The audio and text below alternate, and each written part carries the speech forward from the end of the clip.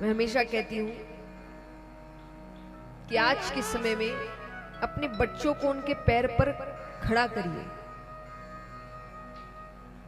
मैंने कई माँ बाप को ये कहते हुए सुना है कि जब वो बच्चों की शादी कर देते हैं ना, कि 2-3 बच्चे हैं, तो कहते हमने तो सबकी शादी कर दी, गंगा नहा लिया।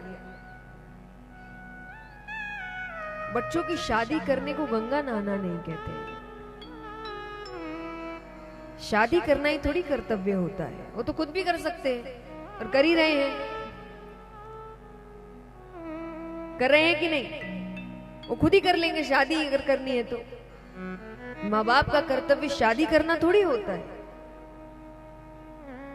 उनका कर्तव्य है बच्चे को इतना काबिल बनाना, और वो बच्चा लड़का हो या लड़की,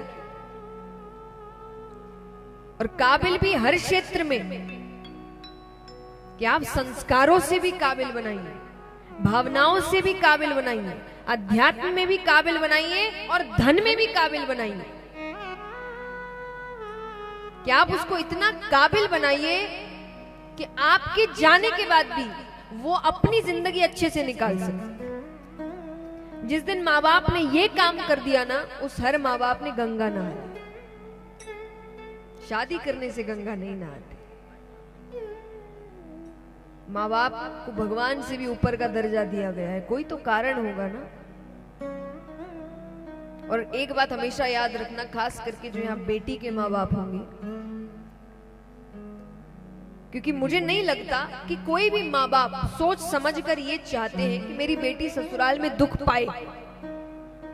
कोई चाहता है?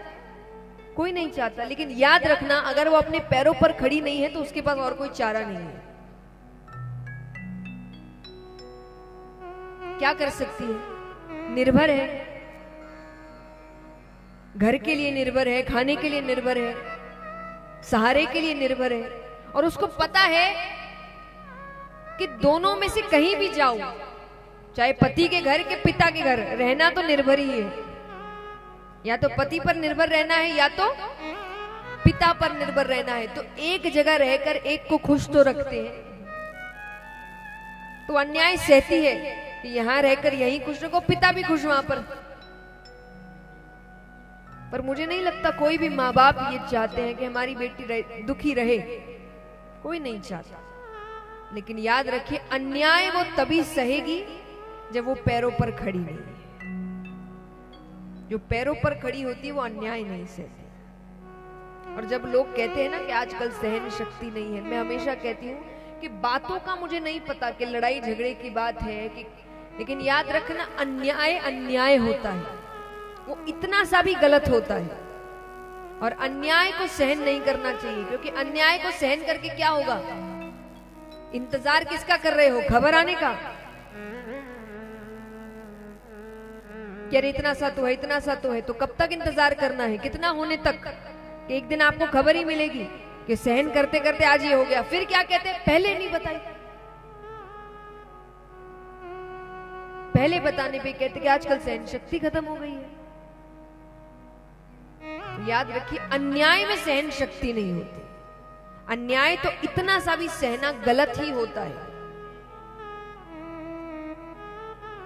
तो इसीलिए याद रखिएगा कि एक माँ बाप का फर्ज बनता है अपने बच्चों को उनके पैरों पर खड़ा करिए, काबिल बनाइए, और अपने सामने बनाइए ना। क्योंकि दुनिया जितनी आपने देखी है किसी और ने नहीं देखी। आपको अच्छे से पता है कि आप जब तक हैं तब तक आप उनकी सहायता कर रहे हैं, उनको बचा रहे हैं। आपके जाने के बाद दुनिया ये काम नहीं करने वाली है। वो तो इतनी इतनी सी बात के लिए कहते ना कि राई का पहाड़ बनाना दुनिया ये करती है। गलती इतनी सी होगी, करके इतना दिखाएंगे।